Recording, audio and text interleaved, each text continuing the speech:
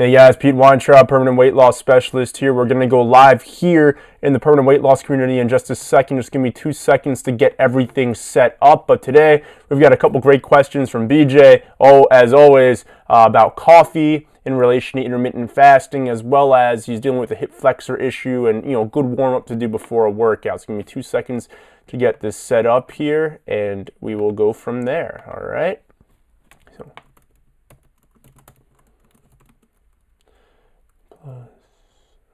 How to question, please leave your comments below. Alrighty. Alright, so it looks like we'll be able to go live in 3, 2, 1.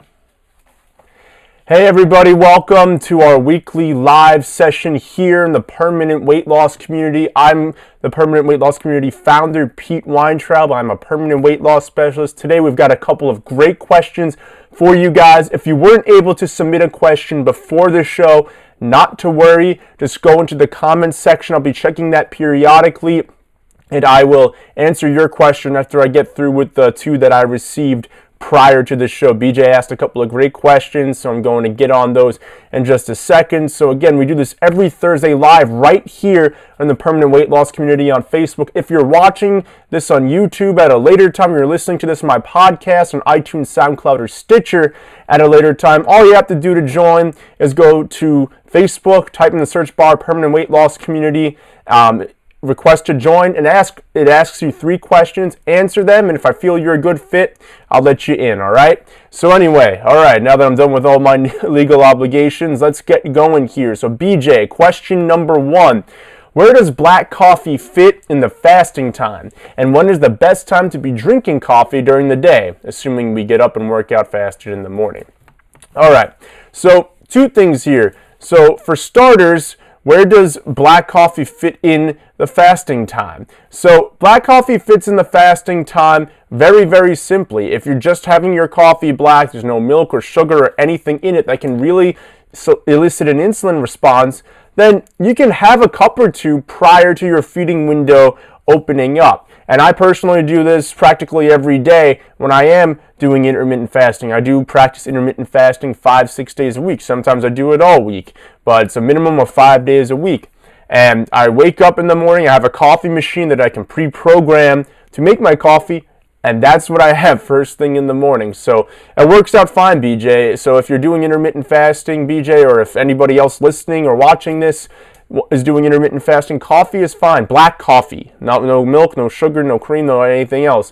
Black coffee, a cup or 2 is fine before your feeding window in the morning, all right? And then the second part of your question, when is the best time to be drinking coffee during the day, assuming we get up and work out fasted in the morning? So I would say the best time to drink it is right when you wake up, as well as up until about 2 or 3 in the afternoon. Once you have it after that, it takes about 6 hours for the caffeine in coffee to get out of your system. So if you drink coffee late in the afternoon, early evening, and you have trouble falling asleep, that's exactly why. Your body is still kind of on that caffeine high. It's still a little wired due to the caffeine, so you need to get it out of your system. So I would recommend that you drink your coffee anywhere from the time you wake up till about 2 or 3 in the afternoon. 3 o'clock should be your cutoff time, and try not to consume any caffeine between then and bedtime. Otherwise, you're going to have a real issue falling asleep. I don't think it's going to hinder your weight loss efforts, especially, again, if you're having some black coffee. You can also sweeten your coffee with some non-artificial, non-sugar-based sweeteners. There is stevia, which is the one that I turn to. There's also monk fruit. It comes in both the powder and liquid form. So those are a couple that you can watch out for that you can sweeten your coffee with. If you want to put some coconut milk in there, provided you're not in a fasted state, that's perfectly fine as well. All right? So moving on to question 2. What kind of pre-workout routines can I do at the gym before lifting to prevent injuries? I just seriously messed up my hip flexor to the point where stairs and putting on pants are both brutal experiences. Yeah, and this happens to a lot of people. And when you do lift, and when you lift heavy, or if you do high impact, high intensity stuff, like even the body weight stuff that I do. It is high intensity. You are moving quite a bit in the short, doing as much as you can in a short period of time. And sometimes, I mean, I'm very cognizant of it, but it's only because I've been doing it for a number of years. Sometimes we will sacrifice proper form in exchange for getting a few more reps in a little bit quicker, or being done with the set a little bit quicker, which obviously leaves us more susceptible to injury. So what I would recommend, BJ, I'm going to leave a few videos in the comments after I'm done recording this for you live here. And basically it's going to consist of 2 or 3 videos. I forget if the first concept is in 1 or 2 videos. And these are all found on my YouTube channel. Just type in Weight Loss by Pete on YouTube. You'll be able to find my channel. Just go to the How To Exercise playlist, and these will be in there. But I'll put the links directly to those videos in the comments below. So the first thing I recommend you do before any workout is foam roll. So if you're not familiar with what a foam roller is, essentially it's a giant log of foam. Well, it's not always giant, sometimes it's more compact, but I like to use the longer ones. So they're usually long, they vary from 12 to 36 inches in length, and basically it's like a log of foam that you roll around on, and you manipulate your body in a number of different ways. And what this will enable you to do is it enables you to do 2 things. Number 1, you're breaking up adhesions and scar tissue in your muscle. And a lot of us, whether it's due to overuse, like perhaps what you're dealing with, BJ, or just not having done a lot in a long time, and you being very stiff and very tight, this helps to smooth out all the knots and adhesions in your muscle tissue. Just think you're rolling on this thing, or this thing's rolling on you, and your muscle, which is tight in like a fist, is slowly opening up like that. All right, so that's number 1. Number 2, it helps to improve circulation. So because of the nature of a lot of our jobs, in that where it's kind of corporate-based, office-based, or sitting at a desk all day, you're commuting, whether you're sitting in a car, in public transportation of some sort all day, we get very tight, and our circulation is not always great because we're not supposed to be seated for extended periods of time. That's a very, very recent phenomena in our civilization.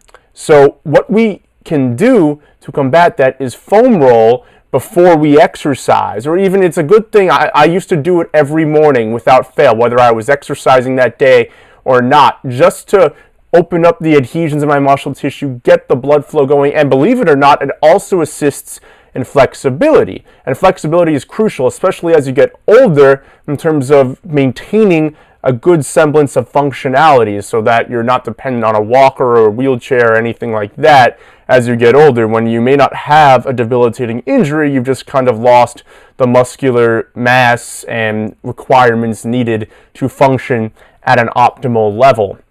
So I'd recommend you foam roll and do a total body foam roll. In fact, when I meet with my clients who do fitness programs with me, that's something that they do. They do a total body foam roll. We work from the top, so we work from our arms all the way down, and we get pretty much every major muscle group. We smooth out everything, and then we're ready to go. The second thing to do after you foam roll is to do a dynamic warm-up. And I've designed a great 3-minute dynamic warm-up, which again, I will post in the comments below in the live video. If you're listening or watching this at a later time, I'll have this in the comments. If you're watching on YouTube, I'll have cards at the top of the screen for that very thing.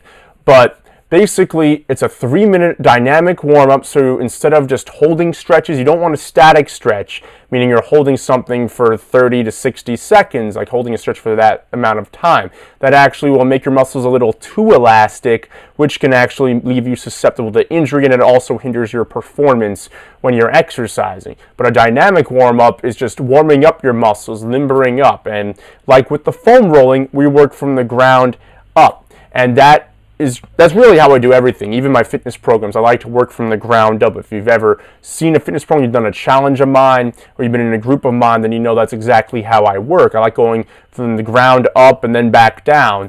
And that way you're getting a nice variety of exercises that works all the major muscle groups. You're incorporating different aspects of resistance, calisthenics, core, flexibility, everything you need right there. But I'll include those links, BJ, and I would just recommend foam roll and do this dynamic warm-up. It'll take you a grand total of not even 10 minutes before your workout. And it may seem like that's a lot of time, but trust me, it's worth it, especially as we get older. As even I'm learning, I turned 30 this year.